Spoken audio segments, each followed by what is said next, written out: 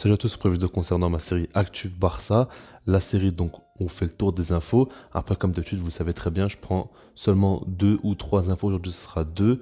Et j'essaye un petit peu de donner mon avis, en plus de donner les informations, tout simplement. Alors, on va commencer par le petit crack Gavi, qui va très prochainement prolonger. C'est Fabrizio Romano qui annonce, donc ça devrait être officiel dans les prochaines heures, voire dans les prochains jours au grand maximum.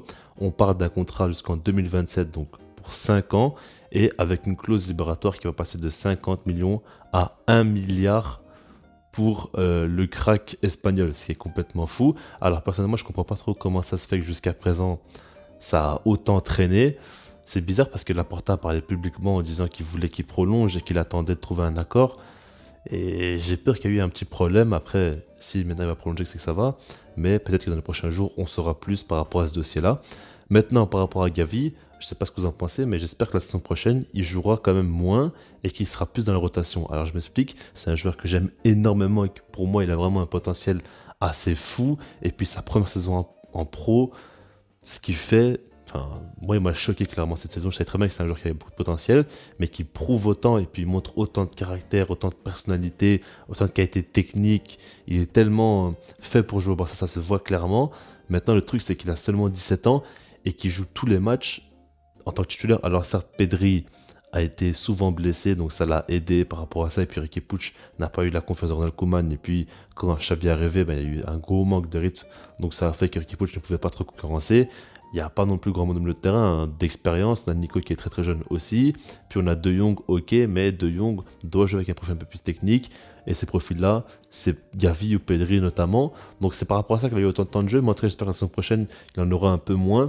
Parce que pour moi, un jeune joueur comme ça, il doit être mis en concurrence et il doit simplement avoir un peu moins de temps de jeu dans le sens où il devra prouver et continuer à s'améliorer. Parce que par exemple, j'ai l'impression que dans la semaine, Gavi, il n'y a pas de réelle amélioration. Alors c'est normal, c'est un jeune joueur qui a beaucoup progressé en très peu de temps, mais moi je trouve un peu plus décevant ces derniers temps. Depuis que Pedri est blessé, par exemple, je pense qu'il aurait dû prendre un peu sa place. Alors bien évidemment que Pedri, c'est un joueur qui sort complètement du lot, mais je pense que Gavi aurait pu, par exemple, être plus présent dans la dernière passe, plus présent à la création, plus de prise de risque. Je trouve qu'il a été un petit peu décevant ces dernières semaines et que si jamais il avait été meilleur, le Barça serait quand même mieux tenu. Je dis pas que ça repose que sur lui, très loin de là, mais en tout cas, je pense qu'il aurait pu avoir une carte à jouer et il n'a pas totalement saisi sa chance.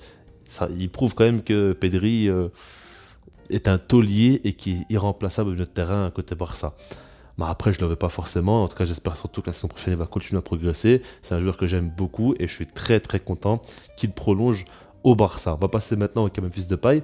Et croyez-moi, c'est beaucoup plus compliqué que ça en a l'air par rapport à Depay de prendre une décision et de voir vraiment s'il doit rester ou non. Alors, les infos qui tournent, c'est que certainement il va quitter le club et que le Barça va réinvestir son argent sur d'autres joueurs. Maintenant, quand on regarde la ligne d'attaque du Barça, bah, on voit que par exemple côté gauche, la saison prochaine, il y aura Ferran Torres plus Ansu Fati, ça on le sait.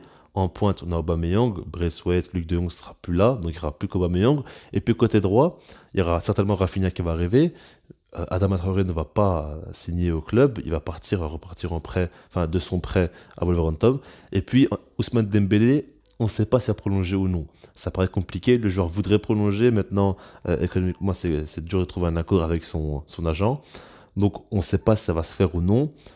Moi ça fait longtemps que je vous dis que j'y crois pas trop, je le vois bien par exemple au PSG ou quoi, donc il faudra voir. Mais pour moi c'est encore une fois un cas où par exemple Memphis Depay ou un joueur du Barça ou quoi est clairement directement lié à Ousmane Dembélé par rapport à sa prolongation. Parce que je me dis qu'en fait, si jamais on a donc Dembélé plus Rafinha côté droit, et puis côté gauche, on a Ferran Torres, Ansu Fati, puis en pointe, on a Aubameyang et un neuf arrive comme par exemple Lewandowski, si jamais tout se passe bien, ah ben dans ce cas-là, Memphis Depay pourrait très clairement partir, il n'y a pas de problème.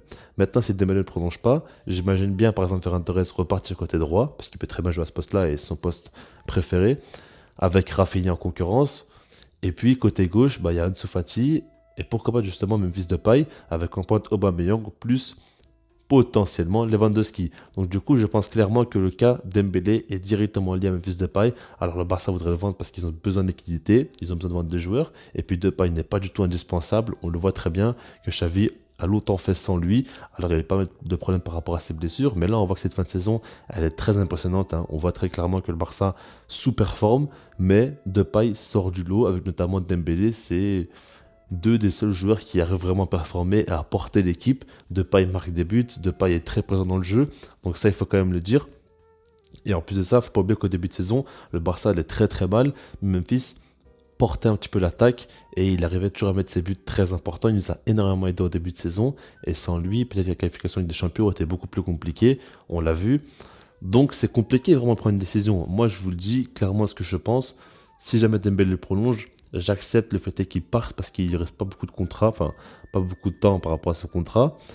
Et je pense que le Barça doit vendre, donc du coup ça me paraît quand même assez logique. Je pense que Ferran Torres, c'est impossible qu'il le vende dès maintenant. Et puis Ansu Fati, bien évidemment, qui va rester. Donc du coup, si Dembélé prolonge, personnellement, je le laisserai partir.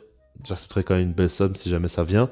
Et puis si par contre Dembélé ne prolonge pas, ben, pour moi il faudrait simplement recruter Rafinha en tant qu'ailier. Il ne faudra pas non plus recruter trop de joueurs. Alors j'ai vu une rumeur comme quoi le Barça pourrait acheter Adama Traoré si jamais Dembélé ne prolonge pas.